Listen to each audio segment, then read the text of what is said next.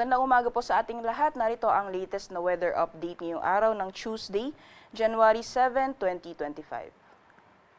Sa kasalukuyan po ay wala tayong namamataan or minomonitor na LPA o bagyo sa loob at labas ng ating Philippine Area of Responsibility, bagamat patuloy pa rin ang pag-iral ng hanging amihan pati na rin ng shear line at nakakaapekto pa rin sa ilang bahagi ng Luzon area. Although nakikita po natin sa ngayon na wala po tayong namamataan na mga kapal na kaulapan o kahit na ano nga sama ng panahon na posible pong magdulot na buong araw na tuloy-tuloy ng mga pagulan sa anong bahagi ng ating bansa, kaisahan po natin ang generally fair weather conditions ang iiral sa malaking bahagi po ng ating kapuluan ngayong araw. Although possible mamayang gabi ay patuloy po or possible po na maunti-unting makakaramdaman ulit yung epekto nitong shear line, lalong-lalo na sa silangang bahagi ng Southern Luzon area, dyan po sa may Bicol region, pati na rin possible sa may eastern section ng Visayas. So mamayang gabi, maaaring makakaranas po tayo ng mga pagulan dulot po ng shear line dyan po sa mga nabanggit na lugar.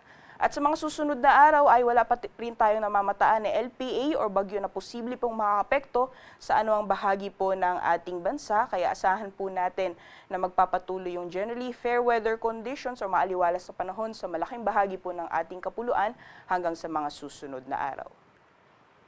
So magiging lagay naman po ng panahon ngayong araw dito sa Luzon. Kung nakita po natin sa ating latest satellite image, yung northeast monsoon ay patuloy pong nakakaapekto or umiiral sa bahagi po ng northern at central zone area. Dahil po sa hanging amihan ay asahan po natin yung maulap na kalangitan at mga light to moderate naman na mga pagulan sa Cagayan Valley, ngayon din sa Cordillera Administrative Region, pati na rin sa Aurora. Meanwhile, yung shear naman po ay posible ding magdulot ng mga kalat-kalat mga pagulan sa may bahagi naman ng Quezon Province. Sa nalalaming bahagi naman po ng Luzon, dito po sa Ilocos Region, gayon din sa nalalaming bahagi ng Central Luzon as well as dito po sa Metro Manila, magiging maaliwalas po yung panahon natin ngayong araw, liban na lamang yung mga posibilidad ng mga mahinang mga pagulan o mga pag-ambon. At sa nalalabing bahagi ng Luzon, dyan po sa Calabarzon, Mimaropa, as well as sa area po ng Bicol Region, possible pa rin po yung mga isolated na thunderstorms o mga panandalian o bigla ang malalakas na buhos ng ulan. Para naman po sa temperature forecast, sa mga piling syudad dito sa Luzon, possible po na umabot ng 30 degrees Celsius maximum temperatures ngayong araw dito sa Lawag, gayon din sa Metro Manila, pati na rin sa Legazpi City. Magiging malamig po yung temperatura sa Tugigaraw ngayong araw na maglalaro lamang mula 20 hanggang 25 degrees Celsius at sa Tagaytay naman agwat ng temperatura ay maglalaro na 21 hanggang 28 degrees Celsius. Dito po sa Baguio, temperatura po natin ay maaaring maglaro mula 14 hanggang 21 degrees Celsius. So magiging lagay naman po ng panahon sa nalalabing bahagi ng ating bansa dito po sa Palawan, Visayas, pati na rin po sa Mindanao, ay wala po tayong inaasahan na buong araw na tuloy-tuloy ng mga pag-ulan. So asahan po natin yung generally fair weather din po, mainit pagdating ng tanghali, at may mga posibilidad pa rin po ng mga panandalian o mga biglaang buhos ng ulan, dulot po ng mga localized thunderstorms, especially po pagdating sa hapon o sa gabi.